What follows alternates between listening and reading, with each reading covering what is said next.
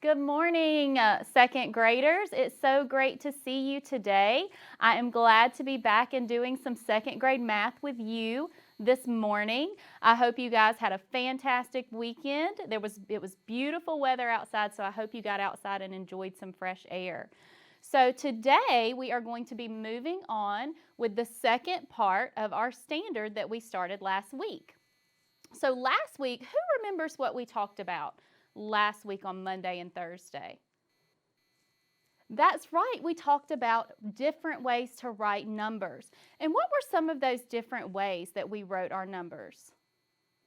That's right, we wrote them in word form, we wrote them in standard form, and we also wrote them in expanded form. Well, remember I told you Thursday that expanded form was going to come in handy today when we start talking about adding those three-digit numbers. So our standard today is going to be, I can use strategies to add numbers within 1,000 and know when to regroup. Now, we won't really start regrouping today, but I know you've done some regrouping with two-digit numbers. So today we're going to start out with warming up our brains. Let's do that. Let's look at this problem. So the first thing that I want you to do, I hope you have a piece of paper and a pencil just to write with, or a crayon or anything that you can write with. And we're going to warm up by using base 10 blocks to show each number. Now, I know that you probably don't have these base 10 blocks at home, but remember how I said that you could draw quickly the base 10 blocks. So if we wanted to show 214 with our base 10 blocks, how many hundreds would we need? Remember, we draw squares to show those hundreds. We would need two hundreds. So you could have two hundreds, and you could even just draw two squares to show those two hundreds, because we can do a quick picture by just drawing squares to show our hundreds. How many tens would we need? That's right, we would need 1 10. So I have my base 10 blocks, so I'm going to use my stick. But what could you do really quickly to show a 10? You could even just draw a stick, one stick to show 110. And how many ones is in that number 214? That's right, we have 4 ones. 4 ones. So we can just draw some little dots to show our 4 ones. 1, 2, 3, 4. So using our quick picture, we can draw our number out using base 10 blocks. And let me go ahead and put my 4 ones up here. So this is 214. All right, so the next number that I want us to show is 135. 135. So how would I show 135? That's right, I would need 100. So I would need to draw quickly. I could draw one square to show my 100. How many tens would I need? What digit is in the tens place? Remember that word digit? That's right, we have 3 tens. So we would draw sticks. 1, 2, 3. Oop, I drew my sticks in the wrong place. Let me put my sticks down here. 1, 2, 3. And then I would show my 3 tens. All right, and how many ones do you see in this number? How many ones? Yes, that's right, we have 5 ones. So I would go 1, 2, 3, 4, and 5. Now, if I was at home and I didn't have my base 10 blocks, I would draw dots to show my ones. 1, 2, 3, 4, 5. So now we have shown both of these numbers using base 10 blocks or by drawing a picture. Now this is going to come in handy today because we're going to talk about that word adding. So let's add that word add to our word chart. So today we will be adding three-digit numbers. So we're going to talk about the word add. So what does it mean to add? When we add, we put things together, right? We want to put some numbers together to get a big total. So what would happen if I wanted to put these two numbers together? How could I do that with my base 10 blocks? Could I put those numbers together? I could add those numbers together. I could move these base 10 blocks up here and combine or put together all these base 10 blocks to see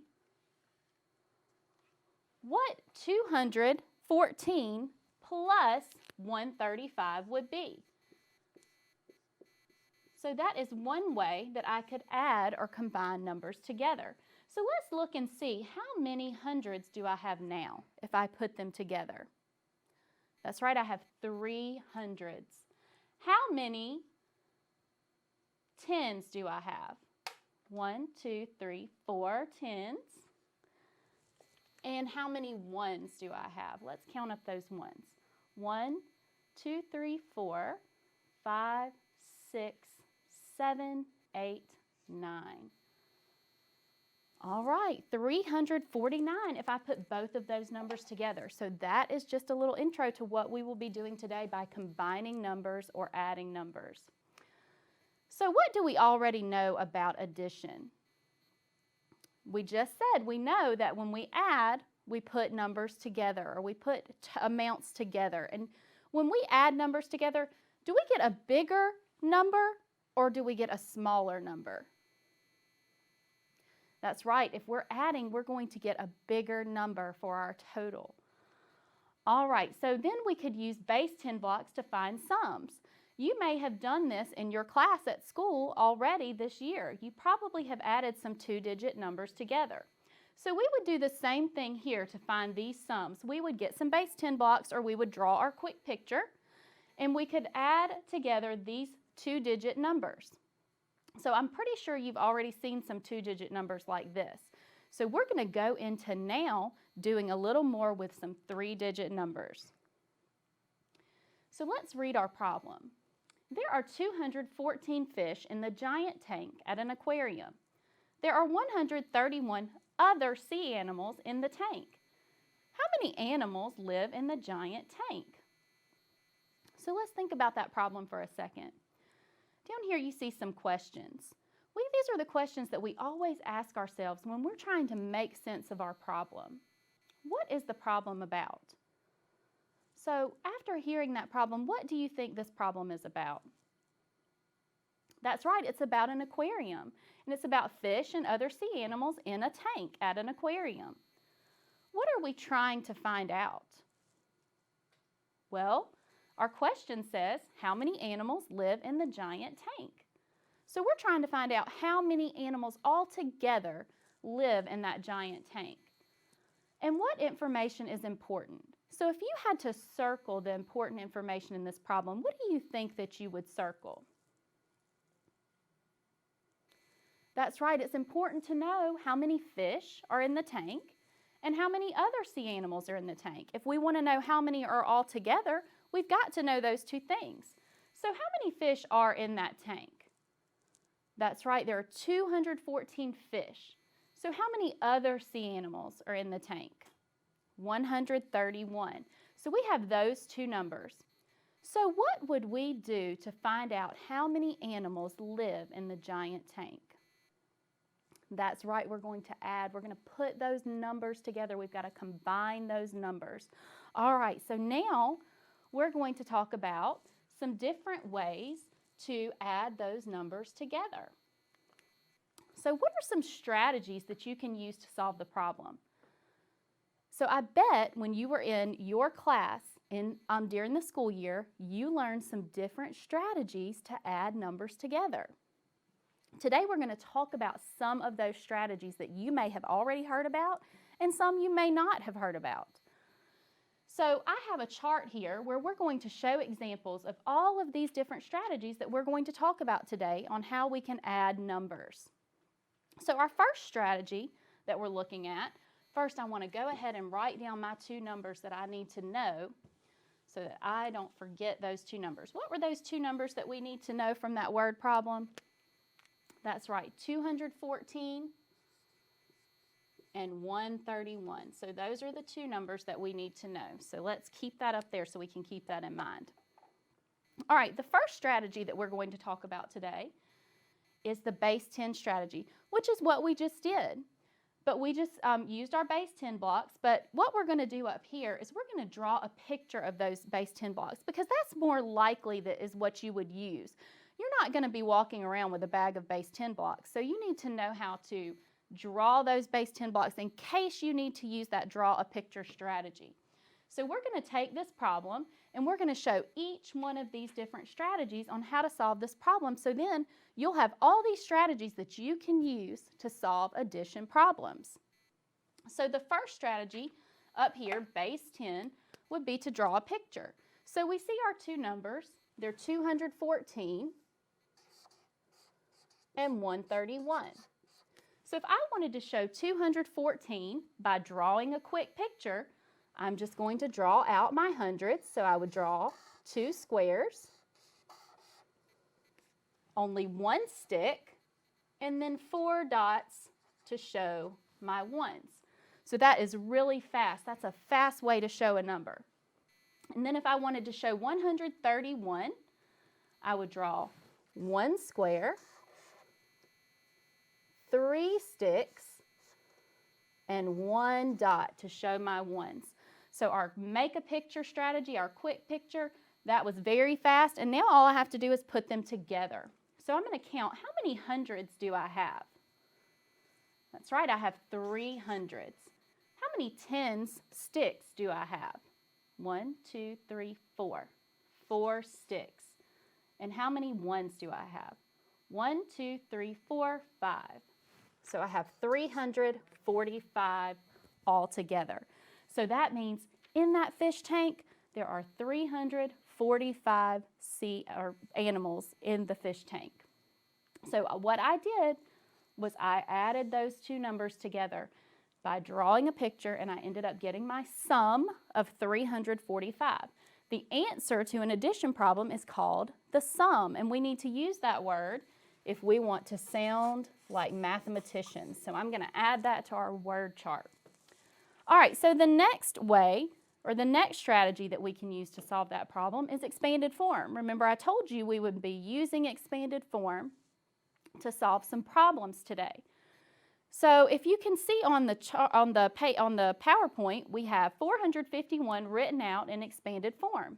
400 plus 50 plus 1, and then 234, 200 plus 30 plus 4. And then it shows how they added those together and got the answer. So we are going to do an example of expanded form using this problem. So if I wanted to write out 214 in expanded form, what would I do? I would write 200 plus 10 plus 4. Sheriff Jacob would be really proud of us and how we're able to write our numbers in expanded form. So if I wanted to write this number in expanded form, what would I do? I would say 100 plus 30 plus 1. Now, what we did here was they drew a line and then they added those together. So we have 200s plus 100, which would be 300, 10 plus 30, which would be 40, and then 4 plus 1, which would be 5. So now we have that also written out in expanded form. And now all we have to do is write that number in standard form, which would be 3, 4, 5.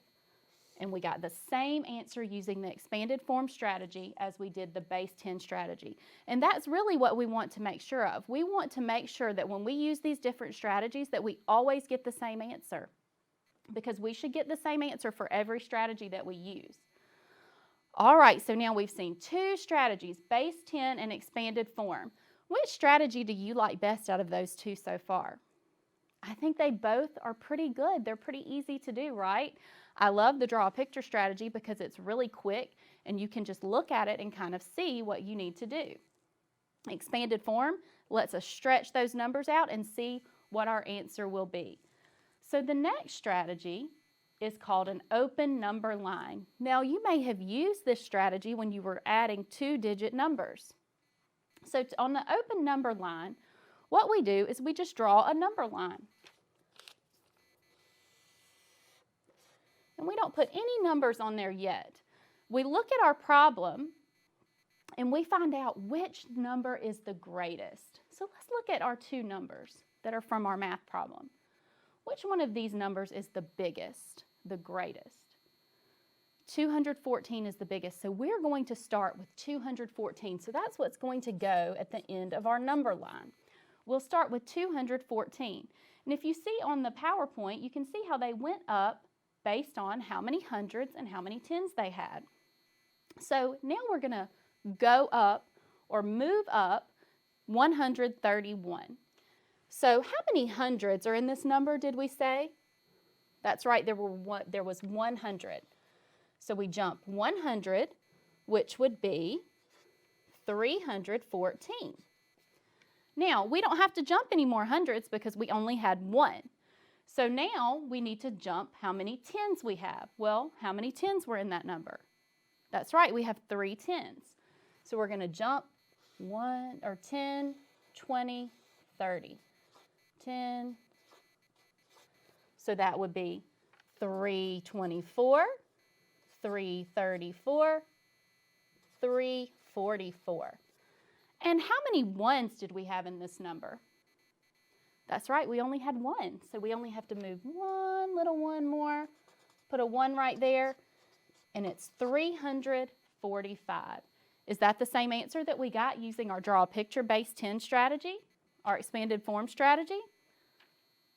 Yeah, it's the same number. So we know that that open number line strategy works. We got the same amount. All right, and the last strategy that we're going to look at is called decomposing numbers.